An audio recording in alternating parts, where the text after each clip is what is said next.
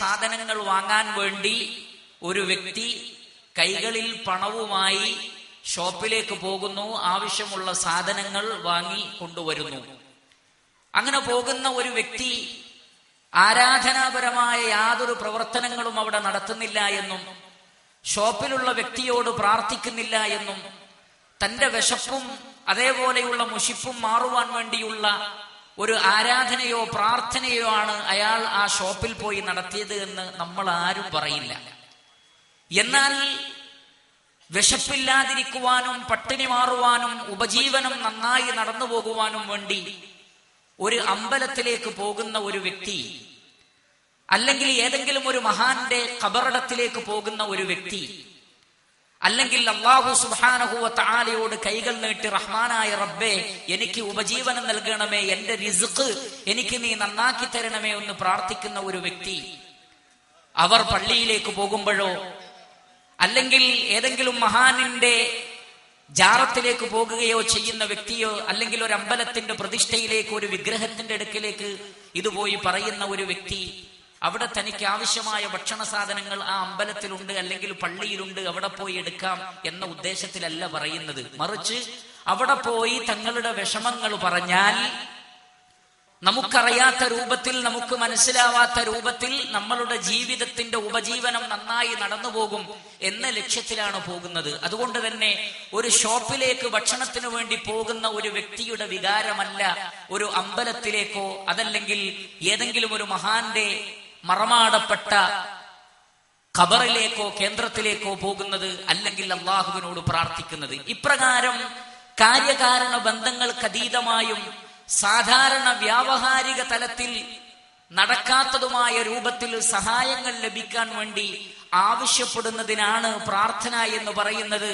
അങ്ങനെ തനിക്ക് കാര്യകാരണങ്ങൾക്ക് ബന്ധത്തിനതീതമായി സഹായിക്കാൻ കഴിവുള്ള വ്യക്തിയാണ് എന്ന് വിചാരിക്കപ്പെടുന്ന ആളുകൾ, ആ ആളുകൾക്കാണ് മഅബൂദുകൾ എന്ന് പറയുന്നത്, ഇലാഹുകൾ എന്ന് പറയുന്നത്. ഇപ്രകാരം ലോകത്ത് പ്രിയപ്പെട്ട സഹോദരങ്ങളെ, നൂഹ് അലൈഹിസ്സലാത്തു വസ്സലാമയുടെ കാലം മുതൽക്ക് തന്നെ മറഞ്ഞ വഴിക്ക് അഥവാ കാര്യകാരണ ബന്ധങ്ങൾക്ക് അതീതമായി സഹായം ലഭിക്കും, തങ്ങളെ സഹായിക്കുമെന്ന വിശ്വാസത്തോടുകൂടി മഹാന്മാരായ ആളുകളോട് പ്രാർത്ഥിക്കുന്ന കാര്യങ്ങൾ ആവശ്യപ്പെടുന്ന സമ്പ്രദായങ്ങൾ ഉണ്ടായി. എന്നാൽ അതുവരെ ആദം അലൈഹിസ്സലാത്തു വസ്സലാം മുതൽ 10 തലമുറയോളം അവർക്ക് പ്രയാസങ്ങൾ ഉണ്ടായാൽ, വിഷമങ്ങൾ ഉണ്ടായാൽ, സങ്കടങ്ങൾ ഉണ്ടായാൽ അതിനൊക്കെ അവർ ആ സഹായം ആവശ്യപ്പെട്ടിരുന്നത് ഏകനായ അല്ലാഹു സുബ്ഹാനഹു വ തആലയോട് മാത്രമായിരുന്നു. എന്നാൽ ആ 10 തലമുറകൾക്ക് ശേഷം വന്ന ഒരു സമൂഹം അവരുടെ വിഷമങ്ങളും പ്രയാസങ്ങളും അള്ളാഹുവിനോട് സമർപ്പിക്കുന്നതോടൊപ്പം തന്നെ അള്ളാഹു അല്ലാത്ത ആളുകളുടെ മുമ്പിലും സമർപ്പിക്കാൻ തുടങ്ങി. വദ്, സുവാ, യഗൂസ്, യഊഖ്, നസ്ർ തുടങ്ങിയ മഹാന്മാരായ വലിയകൾ, ഔലിയാക്കൾ, അവർക്ക് ഞങ്ങളുടെ വിഷമങ്ങൾ മനസ്സിലാക്കാൻ കഴിയും. അവരോട് പറഞ്ഞാൽ, ഞങ്ങളുടെ പ്രയാസങ്ങൾ പറഞ്ഞാൽ ആ പ്രയാസങ്ങൾ തീർത്തു തരാൻ ഈ മഹാന്മാരായ വലിയകളായ ആളുകൾക്ക് സാധിക്കുമെന്ന വിശ്വാസത്തോടുകൂടി വിഷമങ്ങളും സങ്കടങ്ങളും പ്രയാസങ്ങളും ദുരിതങ്ങളും ഒക്കെ അള്ളാഹുവിന്റെ മുമ്പിൽ സമർപ്പിക്കേണ്ടതിനു പകരം അള്ളാഹു അല്ലാത്ത ആളുകളുടെ മുമ്പിൽ സമർപ്പിക്കുന്ന ഏർപ്പാടുകൾ ഉണ്ടായി. ആ സമ്പ്രദായം തുടങ്ങിയ കാലഘട്ടം മുതൽക്ക് തന്നെ അല്ലാഹു സുബ്ഹാനഹു വ തആല അമ്പിയാക്കളെയും മുർസലീങ്ങളെയും പറഞ്ഞയക്കുകയും, ഇതാ നോക്കൂ, നിങ്ങൾ അള്ളാഹുവിനോട് മാത്രമേ പ്രാർത്ഥിക്കാൻ പാടുള്ളൂ, അള്ളാഹുവിന് മാത്രമേ നിങ്ങൾ ആരാധനകൾ അർപ്പിക്കാൻ പാടുള്ളൂ, കാര്യകാരണ ബന്ധങ്ങൾക്കതീതമായി നിങ്ങളെ സഹായിക്കുവാൻ അള്ളാഹുവിനല്ലാതെ മറ്റാർക്കും കഴിയില്ല. അതുകൊണ്ട് മനുഷ്യരെ നിങ്ങൾ വിഡ്ഢിത്തം പ്രവർത്തിക്കരുത്, നിങ്ങൾ ജഹാലത്തിന്റെ ആളുകളായി തീരരുത്.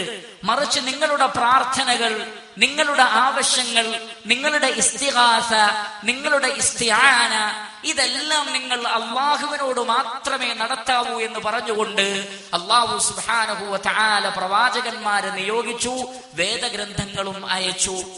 അതാണ് പരിശുദ്ധ ഖുർആനിൽ സൂറത്തുൽ ബഖറയിൽ അല്ലാഹു സുബ്ഹാനഹു വ തആല പറഞ്ഞത്, കാനന്നാസു ഉമ്മതൻ വാഹിദ فبعث الله النبيين مبشرين ومنذرين وأنزل معهم الكتاب بالحق ليحكم بين الناس فيما اختلفوا فيه. ജനങ്ങളൊക്കെ ഒരേ മില്ലത്തിലായിരുന്നു, അഥവാ ഒരേ ആദർശമായിരുന്നു. പ്രയാസങ്ങളും വിഷമങ്ങളും ഒക്കെ അവർ അള്ളാഹുവിനോട് മാത്രമേ പറഞ്ഞിരുന്നുള്ളൂ. അള്ളാഹു അല്ലാത്ത ഒരു വ്യക്തിയെ കുറിച്ച് അവർക്ക് ഓർമ്മയുണ്ടായിരുന്നില്ല. അള്ളാഹു അല്ലാത്ത ഒരു ശക്തിയെ തേടി പോകുന്ന ഒരവസ്ഥ മാനവ സമൂഹത്തിനുണ്ടായിരുന്നില്ല. എന്നാൽ ജനങ്ങൾ ഭിന്നിക്കുകയും വ്യക്തികളോട്, വലിയകളോട്, മഹാന്മാരോട്, വിഗ്രഹങ്ങളോട്, ചിത്രങ്ങളോട്, മരണപ്പെട്ടു പോയ ആളുകളോടൊക്കെ തങ്ങളുടെ ആവശ്യങ്ങൾ പറയാൻ ആരംഭിച്ചപ്പോൾ അല്ലാഹു സുബ്ഹാനഹു വ തആല പ്രവാചകന്മാരെ നിയോഗിച്ചു, വേദഗ്രന്ഥങ്ങൾ അയച്ചു. പ്രവാചകന്മാരും വേദഗ്രന്ഥങ്ങളും ലോകത്തോട് പ്രഖ്യാപിച്ച കാര്യം, പ്രിയപ്പെട്ട സഹോദരങ്ങളെ, നമ്മളുടെ വിഷയത്തിൽ പറഞ്ഞതുപോലെ ജനങ്ങളെ, പ്രാർത്ഥന അല്ലാഹുവിനോട് മാത്രമേ പാടുള്ളൂ, അള്ളാഹുവിനോട് മാത്രമേ നിങ്ങൾ പ്രാർത്ഥിക്കുവാൻ പാടുള്ളൂ എന്ന കാര്യമാണ്. അത് എല്ലാ പ്രവാചകന്മാരും പഠിപ്പിച്ചു. സൂറത്തുൽ അംബിയായിലെ 25-ാമത്തെ വചനത്തിൽ പറഞ്ഞതുപോലെ വമാ അർസൽനാ മിൻ ഖബ്ലിക മിർ റസൂലിൻ ഇല്ലാ നൂഹി ഇലൈഹി അന്നഹു ലാ ഇലാഹ ഇല്ലാ അന ഫഅബ്ദുൻ.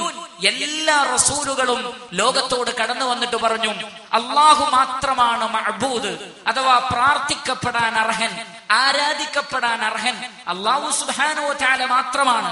അതുകൊണ്ട് അവനെ മാത്രമേ നിങ്ങൾ ഇബാദത്ത് ചെയ്യാവൂ എന്ന് പറഞ്ഞുകൊണ്ടാണ് ലോകത്ത് എല്ലാ റസൂലുകളും കടന്നു വന്നത്. മുഹമ്മദ് മുസ്തഫ സല്ലല്ലാഹു അലൈഹി വസല്ലമ, ആ പ്രവാചകനും അവസാന ദൈവദൂതനായ നബി സല്ലല്ലാഹു അലൈഹി വസല്ലമയും ലോക ജനതയെ പരിചയപ്പെടുത്തിയത് ആരാധ്യനായി, മഅബൂദായി, പ്രാർത്ഥിക്കപ്പെടാൻ അർഹനായി അല്ലാഹു സുബ്ഹാനഹു വ തആല മാത്രമേ ഉള്ളൂ. അത് കേട്ടപ്പോ അവിടെ ഉണ്ടായിരുന്ന ആളുകൾക്ക് അത്ഭുതമായി. കാരണം അള്ളാഹുവിനോട് പ്രാർത്ഥിക്കുന്ന ആളുകൾ അവിടെയുണ്ട്. അബൂജഹൽ അള്ളാഹുവിനോട് പ്രാർത്ഥിക്കുന്ന വ്യക്തിയാണ്. അബൂലഹബ് അള്ളാഹുവിനോട് പ്രാർത്ഥിക്കുന്ന വ്യക്തിയാണ്. എന്നാൽ അതേ സന്ദർഭത്തിൽ അള്ളാഹു അല്ലാത്തവരോടും അവർ പ്രാർത്ഥിക്കുമെന്ന് മാത്രം. സൂറത്തുൽ അൻആമിൽ അല്ലാഹു സുബ്ഹാനഹു വ തആല പറഞ്ഞതുപോലെ വജഅലൂ ലില്ലാഹി മിമ്മാ ദറഅ മിനൽ ഹർസി വൽ അൻആമി നസീബാ ഫഖാലൂ ഹാദാ ലില്ലാഹി ബിസഅമിഹിം വഹാദാ ലിശുറകാഇനാ. അവർ കന്നുകാലികളിൽ നിന്നും അതുപോലെ തന്നെ ഗോതമ്പ്, ബാർലി അതുപോലെയുള്ള കൃഷി സാധനങ്ങളിൽ നിന്നും നേർച്ചയാക്കിയിരുന്നു. ഒന്നാമത്തെ നേർച്ച ആർക്കാണ്? സാക്ഷാൽ ആരാധ്യനായ അള്ളാഹുവിന്. ഈ നേർച്ച അള്ളാഹുവിനാണ്. ഇനി അടുത്ത നേർച്ചയോ ഇത് ഇബ്രാഹിം നബിക്കുള്ളതാണ്, ഇത് ഇസ്മായിൽ നബിക്കുള്ളതാണ് എന്നിങ്ങനെ പറഞ്ഞ് നേർച്ചയുടെ ഓഹരികളെ അവർ മാറ്റിവെച്ചു. എന്ന് പറഞ്ഞാൽ അള്ളാഹുവിനും നേർച്ചയാക്കാം, ഇബ്രാഹിം നബിക്കും നേർച്ചയാക്കാം, അള്ളാഹുവിനോടും പ്രാർത്ഥിക്കാം, ഇസ്മായിൽ നബിയോടും പ്രാർത്ഥിക്കാം, അള്ളാഹുവിന്റെ പേരിലും സത്യം ചെയ്തു പറയാം, അല്ലാത്തവരുടെ പേരിലും സത്യം ചെയ്തു പറയാം. ഇങ്ങനെ പ്രാർത്ഥനയും ആരാധനയും അർഹിക്കുന്നവർ അള്ളാഹുവിന് പുറമെ അമ്പിയാക്കളുമുണ്ട്, ഔലിയാക്കളുമുണ്ട്, മഹാന്മാരുമുണ്ട് എന്ന് വിശ്വസിച്ചുകൊണ്ട് അള്ളാഹുവിനിടയിലും അതുപോലെ തന്നെ മറ്റുള്ള ആളുകൾക്കിടയിലും ആരാധനകൾ പങ്കുവെച്ചുകൊണ്ട് ജീവിക്കുന്ന ഒരു കാലഘട്ടമായിരുന്നു. അവിടെ വന്നിട്ട് റസൂലുള്ളാഹി സ്വല്ലല്ലാഹു അലൈഹി വസല്ലമ അവരോട് പറഞ്ഞു, അള്ളാഹു മാത്രമാണ് ഇലാഹ്, ലാ ഇലാഹ ഇല്ലല്ലാഹ്. അള്ളാഹു അല്ലാതെ ഇലാഹില്ല. ഇലാഹ് എന്ന് പറഞ്ഞാൽ അറബികൾക്ക് വേഗം മനസ്സിലാകും. ഇലാഹ് എന്ന് പറഞ്ഞാൽ അവർ മനസ്സിലാക്കിയത് നേർച്ചക്കാരൻ എന്നാണ്. ഇലാഹ് എന്ന് പറഞ്ഞാൽ അവർ മനസ്സിലാക്കിയത് പ്രാർത്ഥിക്കാൻ പറ്റുന്ന വ്യക്തിത്വം അല്ലെങ്കിൽ ശക്തി എന്നാണ്. അതുകൊണ്ട് തന്നെ അള്ളാഹുവിനോട് മാത്രമേ പ്രാർത്ഥിക്കാവൂ, അള്ളാഹുവിന് മാത്രമേ നേർച്ചയാക്കാവൂ, അള്ളാഹുവിന്റെ പേരിൽ മാത്രമേ സത്യം ചെയ്തു പറയാവൂ. ഇതൊരു വലിയ അത്ഭുതം നിറഞ്ഞ കാര്യം തന്നെ.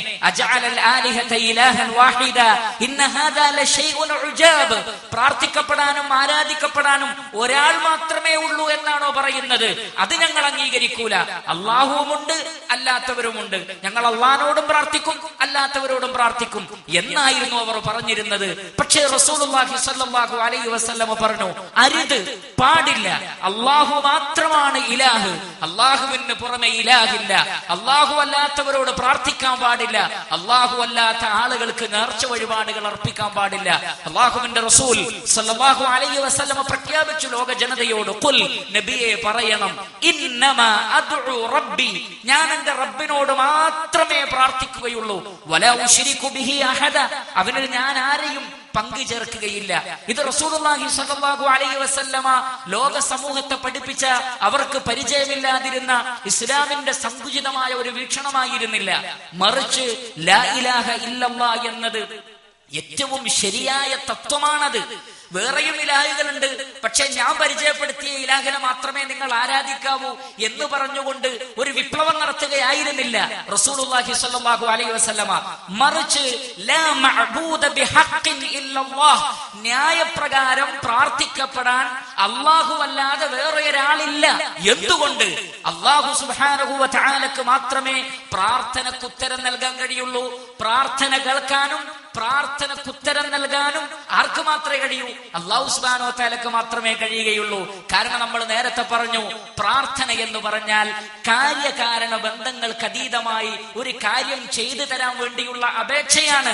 അങ്ങനെ ചെയ്തു തരാൻ കഴിവുണ്ട് എന്ന് വിശ്വസിക്കപ്പെടുന്ന വ്യക്തിയോട് കാര്യകാരണ ബന്ധങ്ങൾക്ക് അതീതമായി ഒരു കാര്യം ചെയ്തു തരാൻ വേണ്ടി ആവശ്യപ്പെടുന്നതിനാണല്ലോ പ്രാർത്ഥന എന്ന് പറയുന്നത്.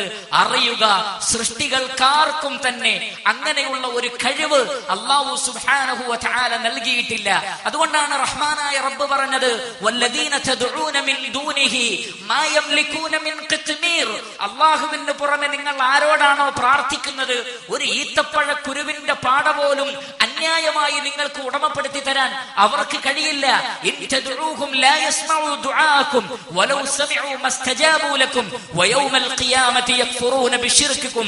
നിങ്ങൾ അവരോട് ദുആ ഇരുന്നാൽ തന്നെ ആ ദുആ അവർ കേൾക്കൂല എന്ന് പറഞ്ഞാൽ കാര്യകാരണ ബന്ധത്തിന് അതീതമായ ഒരു കാര്യം ചെയ്തു തരാൻ നിങ്ങൾ ആവശ്യപ്പെടുന്നത് കേൾക്കാനും ഉത്തരം നൽകാനും സൃഷ്ടികൾക്ക് കഴിവില്ല. ഇനി നിങ്ങളുടെ ലഫ്ളുകൾ കേട്ടാൽ തന്നെ വലയസ്തജീബു ലക്കും, അവർ നിങ്ങൾക്ക് ഉത്തരം നൽകാൻ അവർക്ക് സാധ്യമല്ല എന്ന് പറഞ്ഞാൽ ഒരു ഈത്തപ്പഴ കുരുവിന്റെ പാട പോലും അവരുടെ കൈകളിലില്ല.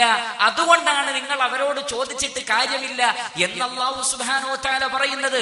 മറിച്ച് ഏതെങ്കിലും ഒരു വ്യക്തിക്ക്, ഏതെങ്കിലും ഒരു നബിക്ക്, ഏതെങ്കിലും ഒരു വലിയന്, ഏതെങ്കിലും ഒരു ശക്തിക്ക് മനുഷ്യരുടെ പ്രാർത്ഥനയ്ക്ക് ഉത്തരം നൽകാൻ കഴിയുകയും എന്നാൽ അല്ലാഹു സുബ്ഹാനഹു വ തആല പറയുകയാണ് എന്നോട് മാത്രമേ നിങ്ങൾ തേടാവൂ എന്ന് അല്ലാഹു പറയുകയും ചെയ്തിരുന്നെങ്കിൽ ഇവരെല്ലാം യഥാർത്ഥ ആരാധ്യന്മാരായിരുന്നെങ്കിൽ അവർ പ്രഖ്യാപിക്കുമായിരുന്നു, നിങ്ങൾ ഞങ്ങളോടും പ്രാർത്ഥിച്ചോളൂ, ഞങ്ങളും ഉത്തരം നൽകുമെന്ന് പറഞ്ഞുകൊണ്ട് ലോകത്ത് ദൈവങ്ങൾ പ്രത്യക്ഷപ്പെടുമായിരുന്നു. എന്നാൽ മാനവ ചരിത്രത്തിന്റെ തുടക്കം മുതൽ ഇന്ന് വരെ അല്ലാഹുവിനോടല്ലാതെ പ്രാർത്ഥിച്ചിട്ട് കാര്യമില്ല എന്ന ഈ മഹത്തായ ആദർശം ലോകത്ത് മഹാന്മാരായ പ്രവാചകന്മാരും പ്രബോധകന്മാരും പറഞ്ഞിട്ടും അല്ലാഹുവിന് പുറമെയുള്ള ഒരു ഇലാഹും പ്രത്യക്ഷപ്പെട്ടുകൊണ്ട് ആ പറഞ്ഞത് തെറ്റാണ്, ഞങ്ങളും ഇലാഹുകളാണ് എന്ന് വാദിച്ചിട്ടില്ല പ്രിയപ്പെട്ടവരെ. അതുകൊണ്ടാണ് അല്ലാഹു സുബ്ഹാനഹു വ തആല ധൈര്യപൂർവ്വം തന്നെ പറഞ്ഞിട്ടുള്ളത്, വയൗമൽ ഖിയാമത്തി യക്ഫുറൂന ബിശിർക്കിക്കും. ഖിയാമത്ത് നാളിൽ എല്ലാ മഅബൂദുകളും പറയും, ഞങ്ങളാരും ആരാധനക്കർഹരായിരുന്നില്ല, നിങ്ങൾ ഞങ്ങളെ വെറുതെ വിളിച്ചതാണ്, യാതൊരു പ്രമാണവും നിങ്ങളുടെ കൈകളിൽ ഉണ്ടായിരുന്നില്ല, യാതൊരു ന്യായവും നിങ്ങളുടെ കൈകളിൽ ഉണ്ടായിരുന്നില്ല. അല്ലാഹു സുബ്ഹാനഹു വ തആല സൂറത്തുൽ മുഅ്മിനൂനിലെ അവസാന ഭാഗത്ത് പറഞ്ഞതുപോലെ, വമൻ യദ്ഉ മഅല്ലാഹി ഇലാഹൻ ആഖർ ലാ ബുർഹാന ലഹു ബിഹി. അല്ലാഹുവിന് പുറമെ വേറെ ഇലാഹുകളെ വിളിക്കുന്ന ആളുകളുണ്ടല്ലോ, അവർക്ക് പ്രമാണമില്ല. കാരണം കാര്യകാരണ ബന്ധങ്ങൾക്ക് അതീതമായി സഹായിക്കാൻ അള്ളാഹ്ക്കല്ലേ കഴിയൂ. പിന്നെ സൃഷ്ടികളോട് ചോദിച്ചിട്ട് കാര്യമുണ്ടോ? നബിമാർക്ക് കഴിയോ? മലക്കുകൾക്ക് കഴിയുമോ? ജിന്നുകൾക്ക് കഴിയുമോ? ഇല്ല, സൃഷ്ടികൾക്കാർക്കും കഴിയില്ല. അതുകൊണ്ടാണ് റസൂലുള്ളാഹി സ്വല്ലല്ലാഹു അലൈഹി വസല്ലമ തൗഹീദിന്റെ ഉജ്ജ്വല പാഠം മഹാനായ ഇബ്നു അബ്ബാസ് റളിയല്ലാഹു തആല അൻഹുവിന് പറഞ്ഞു കൊടുത്തു. അല്ലാഹുവിന്റെ റസൂൽ പറഞ്ഞു, യാ ഗുലാം, പൊന്നുകുട്ടി, ഇന്നി ഉഅല്ലിമുക കലിമാത്ത്, ഞാൻ നിനക്ക് ചില കലിമത്തുകൾ പറഞ്ഞു തരാം. ആ കലിമാത്തുകളുടെ കൂട്ടത്തിൽ അള്ളാഹുവിന്റെ പ്രവാചകൻ പഠിപ്പിച്ചു കൊടുത്തത് ശ്രദ്ധേയമായ ഒരു വശമാണ്. അതാണ് തൗഹീദിന്റെ അടിത്തറ. പ്രാർത്ഥന അള്ളാഹുവിനോട് മാത്രം എന്ന് പറയാനുള്ള കാരണം ഈ വചനമാണ്. റസൂലുള്ളാഹി സ്വല്ലല്ലാഹു അലൈഹി വസല്ലമ പറഞ്ഞു, വഅലം അന്നൽ ഉമ്മ ലൗ ഇജ്തമഅത് ينفعوك بشيء لم ينفعوك إلا بشيء إلا قد كتبه الله لك ولو اجتمعوا على أن يضروك بشيء لم يضروك إلا بشيء إلا قد كتبه الله عليك. യോ കുട്ടി, നീ അറിയുക, സൃഷ്ടികൾ മുഴുവൻ ഒരുമിച്ച് കൂടിയാലും, മനുഷ്യനും ജിന്നുകളും സകല ഉമ്മത്തുകളും ഒരുമിച്ച് കൂടിയിട്ട് നിനക്ക് ഒരു ഉപകാരം ചെയ്യാൻ വിചാരിച്ചാലും അള്ളാഹു ഉദ്ദേശിക്കാത്ത ഒരു ഉപകാരം നിനക്ക് ചെയ്തു തരാൻ ഇവർക്കാർക്കും കഴിയില്ല. ഈ സൃഷ്ടികളിൽ ആരൊക്കെ പെട്ടു? മലക്കുകൾ പെട്ടു, മുഖറബീങ്ങളായ മലക്കുകൾ പെട്ടു, മുർസലീങ്ങളായ അമ്പിയാക്കൾ പെട്ടു, അതുപോലെ തന്നെ മഹാന്മാരും വലിയകളും എല്ലാവരും പെട്ടു. അള്ളാഹുവിന് പുറമെയുള്ള എല്ലാവരും ഒരു വ്യക്തിക്ക് ഒരു ഉപകാരം കൊടുക്കാൻ വേണ്ടി ഒരുമിച്ച് കൂടിയാൽ റഹ്മാനായ റബ്ബ് തീരുമാനിക്കാത്ത ഒരു ഉപകാരം നൽകാൻ അവർക്ക് കഴിയില്ല. സൃഷ്ടികൾ അഖിലവും ഒരു വ്യക്തിയെ ഉപദ്രവിക്കാൻ വേണ്ടി ഒരുമിച്ച് കൂടിയാലും റഹ്മാനായ റബ്ബിന്റെ തീരുമാനത്തിലില്ലാത്ത ഒരു ഉപദ്രവം വരുത്തി വെക്കാൻ അവർക്ക് കഴിയില്ല.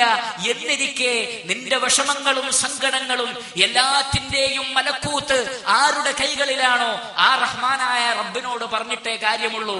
കാരണം പ്രപഞ്ചത്തിന്റെ ആധിപത്യം അള്ളാഹുവിന്റെ കൈകളിലാണ്. ആരുടെ കൈകളിലാണോ ആധിപത്യമുള്ളത് അവനോട് ചോദിച്ചിട്ടേ കാര്യമുള്ളൂ. ഈത്തപ്പഴക്കുരുവിന്റെ പാട പോലും ഇല്ലാത്ത ആളുകളോട് ചോദിച്ചിട്ട് കാര്യമില്ല. എന്നാൽ ചില ആളുകളുടെ വിശ്വാസം എന്താണ്? അള്ളാഹു കഴിവ് കൊടുത്തിട്ടുണ്ടാവില്ലേ? മുഅ്ജിസത്തിൽ നിന്ന് ചോദിച്ചൂടെ? കറാമാത്തുകളിൽ നിന്ന് ചോദിച്ചിട്ടൂടെ? അള്ളാഹു അങ്ങനെ ചിലർക്ക് കഴിവ് കൊടുക്കുകയില്ലേ? എന്നാൽ ഖണ്ഡിതമായി അള്ളാഹു സുബ്ഹാനഹു വ തആല പറഞ്ഞു, അങ്ങനെ ഒരു കഴിവ് അടിമകൾക്ക് നാം കൊടുക്കുകയില്ല. സൃഷ്ടാവിന് അനുയോജ്യമായ കഴിവ് സൃഷ്ടികൾക്ക് കൊടുത്താൽ സൃഷ്ടികൾ സൃഷ്ടാവിനെ പോലെയാവുകയില്ലേ? അള്ളാഹു അങ്ങനെ ചെയ്യുകയില്ല. ളറബ ലക്കും മസലൻ മിൻ അൻഫുസികും هل لكم مما ملكت أيمانكم من شركاء فيما رزقناكم فأنتم فيه سواء تخافونهم كخيفتكم أنفسكم. അല്ലാഹു സുബ്ഹാനഹു വ തആല പറയാണ്, എന്റെ ഉപമ ഞാൻ നിങ്ങൾക്ക് വിശദീകരിച്ചു തരാം. നിങ്ങളിൽ കൂട്ടത്തിൽ ഒരു മുതലാളി, ആ മുതലാളിക്ക് ഒരു അടിമയുണ്ട് എങ്കിൽ ആ മുതലാളിയുടെ മുഴുവൻ സ്വത്തും ആ അടിമക്ക് അയാൾ എഴുതി കൊടുക്കുമോ? അങ്ങനെ ഏതെങ്കിലും എഴുതി കൊടുക്കുന്ന മുതലാളിമാർ നിങ്ങളുടെ കൂട്ടത്തിലുണ്ടെങ്കിൽ പറ. അടിമകളെ മനുഷ്യര് പോലുമായി കരുതാരുതുന്ന ഒരു കാലഘട്ടത്തിൽ അറബികളുടെ മനസ്സിനോടാണ് അള്ളാഹു ചോദിച്ചത്, നിങ്ങളുടെ അടിമകൾക്ക് നിങ്ങളുടെ സ്വത്ത് നിങ്ങൾ ഭാഗിച്ചു കൊടുക്കുമോ? നിങ്ങളുടെ ഇണകളെ നിങ്ങൾ ഭാഗിച്ചു കൊടുക്കുമോ? ഇല്ല എങ്കിൽ ഈ മഹാപ്രപഞ്ചത്തിന്റെ നാഥന്റെ കഴിവുകൾ അവന്റെ സൃഷ്ടികൾക്ക് അവൻ വകവെച്ചു കൊടുക്കും എന്നവകാശപ്പെടാൻ മനുഷ്യ നിനക്കെന്ത് ന്യായം? നീ ന്യായമായി കരുതാത്തത് ഈ പ്രപഞ്ചത്തിന്റെ നാഥൻ ന്യായമായി കരുതുകയോ? അതുകൊണ്ട് അള്ളാഹു കാണുന്നത് പോലെ കാണാനോ, അള്ളാഹു കേൾക്കുന്നത് പോലെ കേൾക്കാനോ, അള്ളാഹു ഉത്തരം നൽകുന്നത് പോലെ ഉത്തരം നൽകാനോ, റഹ്മാനായ റബ്ബ് ഇടപെടുന്നത് പോലെ ഇടപെടാനോ സൃഷ്ടികൾക്ക് ഒരാൾക്കും കഴിയുകയില്ല എന്ന് പ്രഖ്യാപിക്കാനാണ് അല്ലാഹു സുബ്ഹാനഹു വ തആല മഹാന്മാരായ പ്രവാചകന്മാരോട് പ്രഖ്യാപിച്ചിട്ടുള്ളത്. അതുകൊണ്ടാണ് റസൂലുള്ളാഹി സ്വല്ലല്ലാഹു അലൈഹി വസല്ലം നമ്മളെ പഠിപ്പിച്ചത്, പ്രാർത്ഥിക്കുകയാണെങ്കിൽ റഹ്മാനായ റബ്ബിനോട് മാത്രമേ പ്രാർത്ഥിക്കാവൂ. ഇദാ സഅൽത ഫസ്അലില്ലാഹ് വ ഇദാ ഇസ്തഅൻത ഫസ്തഇൻ ബില്ലാഹ്. ഇസ്തിആന നടത്തുകയാണെങ്കിൽ റബ്ബിനോട് മാത്രമേ ഇസ്തിആന നടത്താവൂ. പ്രാർത്ഥിക്കുകയാണെങ്കിൽ റബ്ബിനോട് മാത്രമേ പ്രാർത്ഥിക്കാവൂ. അവനോട് പ്രാർത്ഥിച്ചിട്ടേ കാര്യമുള്ളൂ. അല്ലാഹു സുബ്ഹാനഹു വ തആല പറഞ്ഞു, വലാ തദ്ഉ മിൻ ദൂനില്ലാഹി മാ ലാ യൻഫഉക വലാ യദുറുക ഫഇൻ ഫഅൽത ഫഇന്നക ഇദൻ മിനൽ ളാലിമീൻ ഇൻ യംസസ്ക അല്ലാഹു ബിദുർരിൻ ഫലാ കാശിഫ ലഹു ഇല്ലാ ഹു വഇൻ യുരിദ്ക ബിഖൈറിൻ ഫലാ റാദ്ദ ലിഫദ്ലി. സൂറത്ത് യൂനുസിൽ അല്ലാഹു സുബ്ഹാനഹു വ തആല പറയാണ്, വലാ തദ്ഉ മിൻ ദൂനില്ലാഹ്, അല്ലാഹുവിന് പുറമെ ഒരാളോട് നിങ്ങൾ പ്രാർത്ഥിക്കരുത്. നിങ്ങൾക്ക് ഉപകാരം ചെയ്യാനോ അവർക്ക് കഴിയില്ല, നിങ്ങളെ ഉപദ്രവിക്കാനും അവർക്ക് കഴിയുകയില്ല. താങ്കൾ അങ്ങനെ ചെയ്താൽ നബിയെ, താങ്കൾ ദുൽമകാരിൽ പെട്ടുപോകും. കാരണം ശിർക്ക് ഏറ്റവും വലിയ ദുൽമാണ്. ഉപകാരമോ ഉപദ്രവമോ ചെയ്യാത്ത അല്ലാഹുവിന് പുറമെയുള്ള വ്യക്തികളോടും ശക്തികളോടും പ്രാർത്ഥിക്കുക, സഹായത്തിനു വേണ്ടി അഭ്യർത്ഥിക്കുക എന്ന് പറഞ്ഞാൽ അത് ഏറ്റവും വലിയ ദുൽമാണ്. കാരണം അല്ലാഹു ഒരു ഉപദ്രവം നിനക്കുണ്ടാകട്ടെ എന്ന് വിചാരിച്ചാൽ അവർക്കാർക്കും തടുക്കാൻ കഴിയില്ല. പിന്നെ അവരോട് പറഞ്ഞിട്ട് എന്ത് കാര്യം? അതേപോലെ അള്ളാഹു നിനക്കൊരു ഖൈറ് തരണമെന്ന് ഉദ്ദേശിച്ചാലോ ഫലാ റാദ്ദ ലിഫദ്ലി, അള്ളാഹുവിന്റെ ഫദ്ല് തടുത്തു വെക്കാൻ ഇവർക്കാർക്കും കഴിയില്ല. എല്ലാം റബ്ബിന്റെ കയ്യിൽ. അവനാകട്ടെ റഹ്മാനാണ്, അവനാകട്ടെ റഹീമാണ്. അവനോ പ്രാർത്ഥന കേൾക്കുന്നവനും അതിനുവേണ്ടി കൈകയറ്റി നിന്ന് അടിമകളെ കാത്തു നിൽക്കുന്നവനുമാണ്. വഇദാ സഅലക ഇബാദി അന്നി ഫഇന്നി ഖരീബുൻ ഉജീബു ദഅവത ദാഇ ഇദാ ദഅാൻ. പ്രാർത്ഥിക്കുന്നവർ എന്നോട് പ്രാർത്ഥിക്കൂ, ഞാൻ അവരുടെ പ്രാർത്ഥനയ്ക്ക് ഉത്തരം നൽകാൻ. ആരുണ്ട് എന്നോട് പ്രാർത്ഥിക്കാൻ എന്ന് ചോദിച്ചുകൊണ്ട് എല്ലാറ്റിന്റെയും ഉടമസ്ഥനായ റഹ്മാനായ റബ്ബ് നിൽക്കുമ്പോ അവന് മരണമില്ല, അവന് ഉറക്കമില്ല, അവന് മയക്കമില്ല. രാവ് പകൽ ഒരുപോലെ സൃഷ്ടികൾക്ക് വേണ്ടി ഖയ്യൂമായി നിലകൊള്ളുന്ന റഹ്മാനായ നാഥൻ നിങ്ങൾ എന്നോട് പ്രാർത്ഥിച്ചോ. ഈ മഹാപ്രപഞ്ചത്തിന്റെ മലക്കൂത്ത് മുഴുവൻ എന്റെ കൈകളിലാണ്. മാ ഇൻദകും യൻഫദു വമാ ഇൻദല്ലാഹി ബാഖ്. നിങ്ങളുടെ കൈകളിലുള്ളത് തീർന്നു പോകും, എന്റെ അടുത്തുള്ളത് തീർന്നു പോകൂല. അതുകൊണ്ട് എന്നോട് ചോദിക്കൂ, ഞാൻ ഞാൻ ഉത്തരം നൽകാം. വഖാല റബ്ബുകും ഉദ്ഊനി അസ്തജിബ് ലക്കും, നിങ്ങളുടെ റബ്ബ് പറയുന്നു നിങ്ങൾ എന്നോട് ദുആരക്ക്, ഞാൻ നിങ്ങൾക്ക് ഉത്തരം നൽകാം. ഇങ്ങനെയെല്ലാം പ്രഖ്യാപിച്ച റഹ്മാനായ നാഥനുള്ളപ്പോൾ അങ്ങനെ പ്രഖ്യാപിച്ച മറ്റാരെയും നമുക്ക് പരിചയമില്ലാതിരിക്കെ പിന്നെ എങ്ങനെയാണ് പ്രിയപ്പെട്ട സഹോദരങ്ങളെ നമുക്ക് അല്ലാഹു അല്ലാത്ത ആളുകളോട് പ്രാർത്ഥിക്കാൻ കഴിയുക? അതുകൊണ്ട് ഈ മഹത്തായ സ്നേഹതീരം ദഅവാ സമ്മേളനം, അതുപോലെയുള്ള ഈ ദഅവാ സമ്മേളനമൊക്കെ ഈ ഒരു സ്നേഹത്തിന്റെ സന്ദേശം, ഈ ഒരു മഹത്തായ ആദർശത്തിന്റെ സന്ദേശം മാനവ സമൂഹത്തിന് നൽകാൻ വേണ്ടിയുള്ളതാണ്. അഥവാ പ്രാർത്ഥന, ആരാധന അള്ളാഹുവിന് മാത്രം നൽകുക. അങ്ങനെ റഹ്മാനായ റബ്ബിനെ മനസ്സിലാക്കുമ്പോ ഒരടിമക്കുണ്ടാകുന്ന സന്തോഷവും ഒരടിമക്കുണ്ടാകുന്ന തുമഈനത്തും സമാധാനവും ശാന്തിയും അവർണ്ണനീയമാണ് എന്ന് ഞാനും നിങ്ങളും മനസ്സിലാക്കണം. മഹാനായ ശൈഖുൽ ഇസ്ലാം ഇബ്നു തൈമിയ റഹിമഹുല്ലാ അദ്ദേഹം പറയുകയുണ്ടായി, ഇന്ന ഫിദ് ദുനിയാ ലജന്ന മൻ ലം യദ്ഖുൽഹാ ലാ യദ്ഖുൽ ജന്നത്തൽ ആഖിറ. ഈ ദുനിയാവിൽ ഒരു ജന്നത്തുണ്ട്, അതിൽ പ്രവേശിക്കാത്തവൻ പരലോകത്തെ ജന്നത്തിലും പ്രവേശിക്കുകയില്ല. ഏതാണ് ആ ജന്നത്തെന്ന് ഇബ്നുൽ ഖയ്യിം അൽ ജൗസി റഹിമഹുല്ലാ അദ്ദേഹത്തിൽ നിന്ന് വിശദീകരിക്കുകയുണ്ടായി. ശൈഖുൽ ഇസ്ലാം ഇബ്നു തൈമിയ പറഞ്ഞ ആ ജന്നത്ത് മഅരിഫത്തുല്ലാഹ് ബിഅസ്മാഇഹി വസിഫാതിഹി, അല്ലാഹു സുബ്ഹാനഹു വ തആലയെ അവന്റെ അസ്മായിലൂടെ സിഫാത്തിലൂടെ മനസ്സിലാക്കുന്നതിനേക്കാൾ വലിയ ഒരു സ്വർഗ്ഗം വേറെയില്ല. ഈ മഹാപ്രപഞ്ചത്തെ സൃഷ്ടിച്ച് സംരക്ഷിക്കുന്ന ഏകനായ അല്ലാഹു, അവൻ സദാസമയവും എന്റെ കൂടെയുണ്ട്. അവൻ എന്നെ കൈയൊഴിഞ്ഞാൽ ആർക്കും എന്നെ രക്ഷപ്പെടുത്താൻ കഴിയില്ല. അവൻ എന്നെ കൈവിട്ടില്ലെങ്കിലോ എല്ലാവരും എനിക്കെതിരാണെങ്കിലും എന്നെ തകർക്കാൻ ആർക്കും കഴിയില്ല എന്ന ഉന്നതമായ തൗഹീദിന്റെ ആദർശബോധത്തിലേക്ക് ഒരു വ്യക്തി വരുമ്പോ തീർച്ചയായും അയാളുടെ ജീവിതം സന്തോഷപൂർണമാകും, സ്വർഗീയ തുല്യമാകും. ആ സ്വർഗീയ തുല്യമായ ഒരു ജീവിതത്തിലേക്കാണ് ഈ പ്രബോധന പ്രവർത്തകന്മാർ നമ്മെ ക്ഷണിക്കുന്നത് എന്ന് നാം മനസ്സിലാക്കുക, നമ്മൾ തിരിച്ചറിയുക. അങ്ങനെ അള്ളാഹുവിനെ തിരിച്ചറിഞ്ഞാൽ ഇൻഷാ അല്ലാഹ് നമ്മളുടെ പട്ടിണികൾ മാറും, നമ്മളുടെ ദുരിതങ്ങൾ മാറും. നമ്മളുടെ പട്ടിണിയും നമ്മളുടെ ദുരിതങ്ങളും മാറ്റാൻ കഴിവുള്ളവൻ അല്ലാഹു സുബ്ഹാനഹു വ തആല മാത്രമാണ്. ഇവിടെ ആർത്തിരമ്പുന്ന ഈ സമുദ്രം അല്ലാഹുവിൻ്റെതാണ്. ആ സമുദ്രത്തിലെ മത്സ്യങ്ങളും അല്ലാഹുവിൻ്റെതാണ്. അവൻ ഉദ്ദേശിച്ചാൽ തീർച്ചയായും അതിൽ അവൻ ബർക്കത്ത് നൽകും. പക്ഷേ ആ റഹ്മാനായ റബ്ബിനെ തിരിച്ചറിഞ്ഞ് അവന് നൽകേണ്ടുന്ന ബാധ്യതകൾ നൽകുന്നുണ്ട് എന്ന് നമ്മൾ ഉറപ്പുവരുത്തുകയും നമ്മളുടെ പ്രാർത്ഥനകൾ ഏതെങ്കിലും വ്യക്തികളിലേക്കോ ശക്തികളിലേക്കോ മഹാന്മാരിലേക്കോ നീങ്ങാതെ, ശിർക്കിന്റെ പ്രവർത്തനങ്ങൾ ചെയ്യാതെ റഹ്മാനായ റബ്ബിനോട് ആത്മാർത്ഥമായി പ്രാർത്ഥിക്കുക. 5 വഖ്ത് നമസ്കാരത്തിലും തഹജ്ജുദ് നമസ്കാരങ്ങളിലും നമ്മൾ പ്രാർത്ഥിക്കുക. ദഅവാ പ്രവർത്തനങ്ങളിലും മറ്റു സൽപ്രവർത്തനങ്ങളിലും നമ്മൾ ഏർപ്പെട്ടാൽ ഇൻഷാ അല്ലാഹ് ലഫതഹ്നാ അലൈഹിം ബറകാത്തിൻ മിനസ് സമാഇ വൽ അർള്, ആകാശഭൂമികളുടെ ബറക്കത്തിന്റെ കവാടങ്ങൾ അല്ലാഹു സുബ്ഹാനഹു വ തആല നമുക്കെല്ലാവർക്കും തുറന്നു തരും എന്ന കാര്യത്തിൽ സംശയമില്ല. അല്ലാഹു അനുഗ്രഹിക്കട്ടെ. വസല്ലല്ലാഹു വസല്ലമ അലാ നബിയിനാ മുഹമ്മദിൻ വഅലാ ആലിഹി വസഹ്ബിഹി അജ്മഈൻ വആഖിറു ദഅവാനാ അനിൽ ഹംദുലില്ലാഹി റബ്ബിൽ ആലമീൻ. സുബ്ഹാനകല്ലാഹുമ്മ വബിഹംദിക അഷ്ഹദു അൻ ലാ ഇലാഹ ഇല്ലാ അൻത അസ്തഗ്ഫിറുക വഅതൂബു ഇലൈക്. വസ്സലാമു അലൈക്കും വറഹ്മത്തുള്ളാഹി വബറകാതുഹു. അസ്സലാമു അലൈക്കും വറഹ്മത്തുള്ളാഹി വബറകാതുഹു. ബിസ്മില്ലാഹിർ റഹ്മാനിർ റഹീം. അൽഹംദുലില്ലാഹി റബ്ബിൽ ആലമീൻ. اللهم صل على محمد وعلى آل محمد كما صليت على إبراهيم وعلى آل إبراهيم إنك حميد مجيد.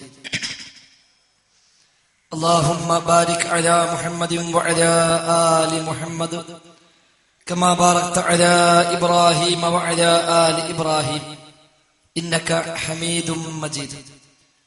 أما بعد فإن خير الكلام كلام الله وخير السنن سنن محمد صلى الله عليه وسلم وشر الأمور محدثاتها وكل محدثة بدعة وكل بدعة ضلالة وكل ضلالة في النار. بسم الله الرحمن الرحيم. يا أيها الذين آمنوا اتقوا الله حق تقاته ولا تموتن إلا وأنتم مسلمون.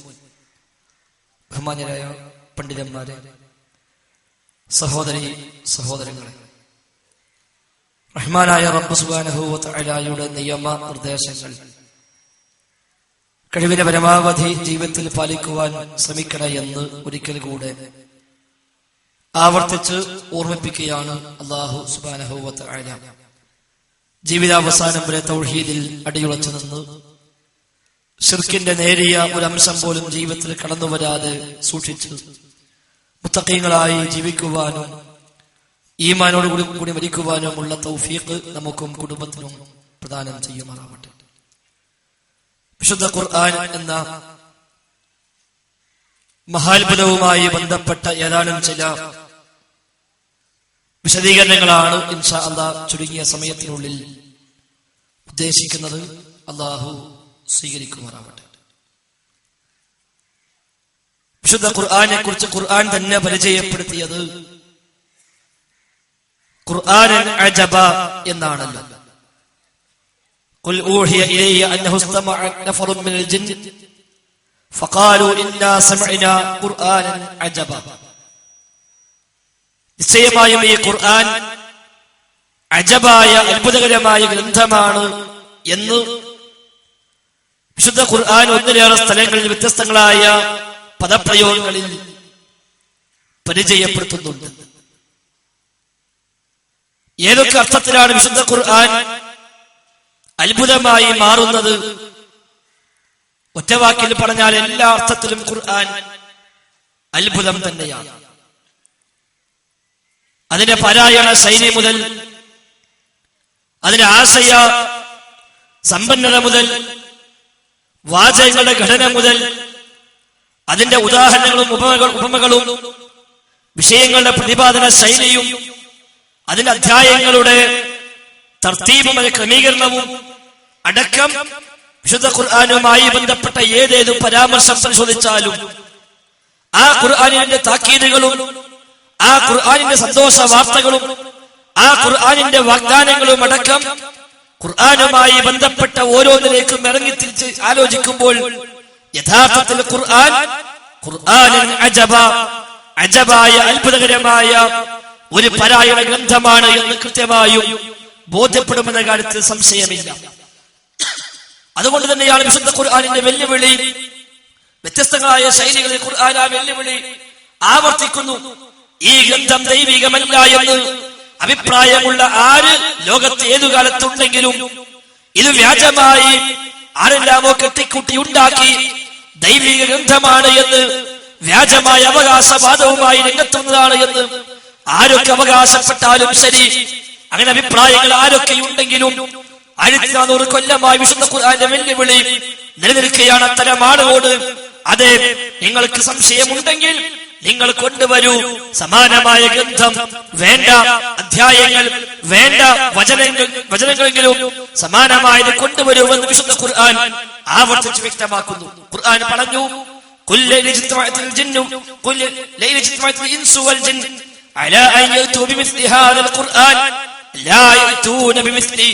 പറയുക പ്രവാചകരെ,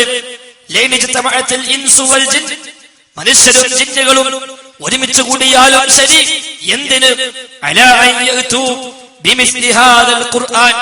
സമാനമായ ഖുർആൻ കൊണ്ടുവരാൻ ലോകത്തുള്ള മുഴുവൻ മനുഷ്യരും മുഴുവൻ ജിന്നുകളും ഒരുമിച്ച് കൂടിയാലും ശരി സമാനമായതൊന്ന് കൊണ്ടുവരാൻ അവർക്ക് സാധ്യമല്ല.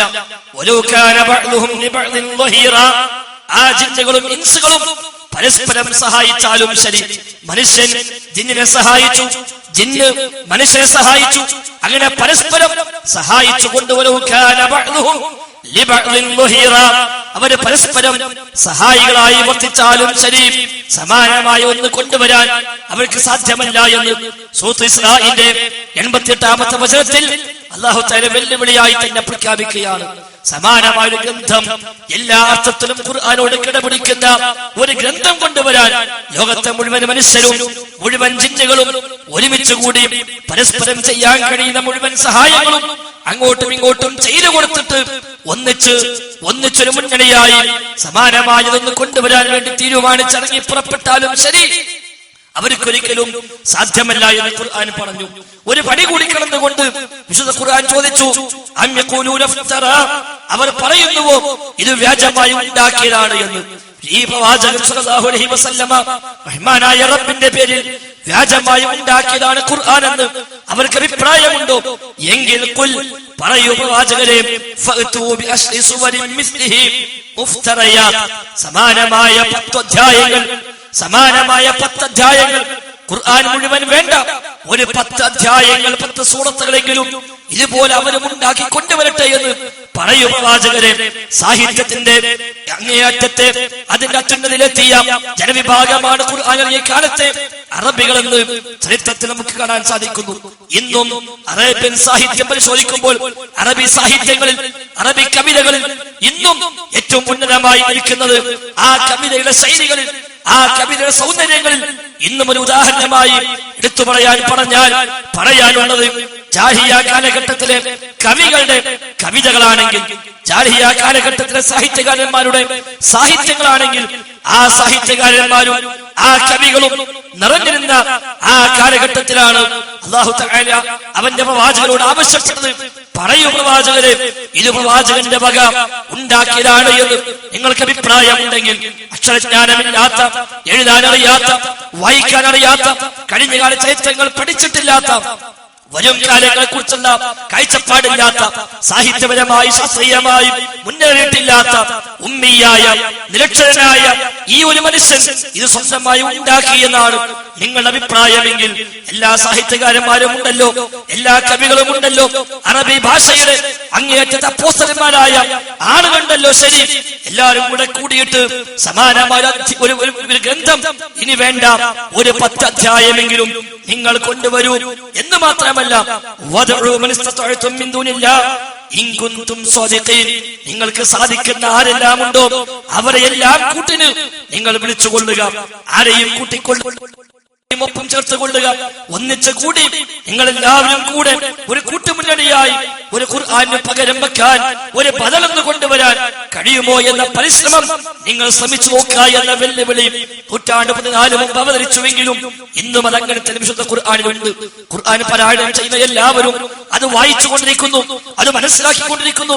ലോകത്ത് 14 ഖുർആനെ തകർക്കാൻ, ഖുർആനിനെ വെല്ലുവിളിക്കാൻ രംഗത്ത് വന്ന എത്രയെത്ര മനുഷ്യരും എത്രയെത്ര പ്രസ്ഥാനങ്ങളും സംഘങ്ങളും സംഘടനകളും ഉണ്ടായിട്ടുണ്ട്. എല്ലാവരും